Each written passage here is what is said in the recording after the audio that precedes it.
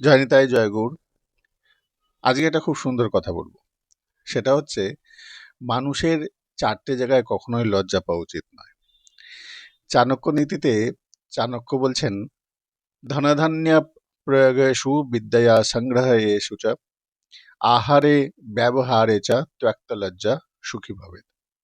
অর্থাৎ প্রথম বলছেন ধনধান্য প্রয়োগেষু, অর্থাৎ টাকা পয়সার হিসাবে বা ব্যবসার ক্ষেত্রে লজ্জা পাওয়া কখনোই উচিত নয়। নিজের পাওনা টাকা বুঝে নিতে বা হিসাব নিকাশ বুঝে নিতে কখনোই লজ্জা করা উচিত নয়। লজ্জা করলে কি হবে? নিজেরই আর্থিক ক্ষতি হবে। দুই নম্বর হচ্ছে বিদ্যায়া সংগ্রহে সূচা, অর্থাৎ বিদ্যা অর্জন। বিদ্যা অর্জনের সময় ছাত্র বা শিক্ষার্থীকে কখনোই লজ্জা পাওয়া উচিত নয়। ছাত্রের মনে যে প্রশ্ন বা যে সংশয়টা হয়েছে, সেই প্রশ্ন সংশয়টা শিক্ষককে জানাতে হবে। সেখানে লজ্জা করলে পরে নিজেরই ক্ষতি, নিজেই সেই শিক্ষাটা অপূর্ণ রয়ে যাবে। এরপর আসি 3 নম্বর। 3 নম্বরে বলছে আহারে ব্যবহারে চ। 3 নম্বর হচ্ছে আহারে।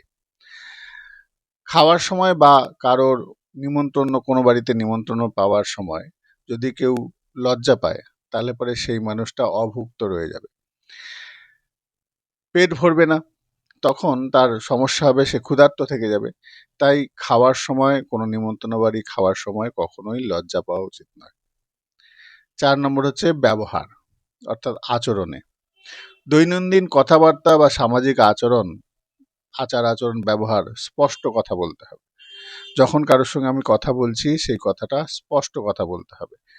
মনের মধ্যে কোনো প্রচ্ছন্ন রাখা যাবে না, পরিষ্কার করে কথাটা বলতে হবে। এতে সুবিধা কি না, কারোর সঙ্গে যদি সম্পর্ক থাকে, তাকে যদি স্পষ্টভাবে না বোঝানো হয়, তাহলে পরে এই সম্পর্কটা ভেঙে যেতে পারে। তাই কথা বলার সময় স্পষ্টভাবে কথা বলতে হবে।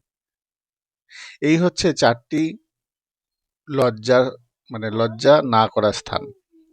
ধনধান্য প্রয়োগেষু বিদ্যায়া সংগ্রহেষু চ আহারে ব্যবহারে চ ত্যক্ত লজ্জা সুখী ভবেৎ। সেই ব্যক্তি সুখী হবে যে এই 4টি জায়গায় লজ্জাকে পরিত্যাগ করবে। জয় নিতাই, জয় গৌর। ভিডিওটা আপনাদের কেমন লাগলো কমেন্ট করে অবশ্যই জানাবেন। আর যদি চ্যানেলটা ভালো লাগে তাহলে চ্যানেলটিকে সাবস্ক্রাইব করুন। জয় গৌর, জয় নিতাই।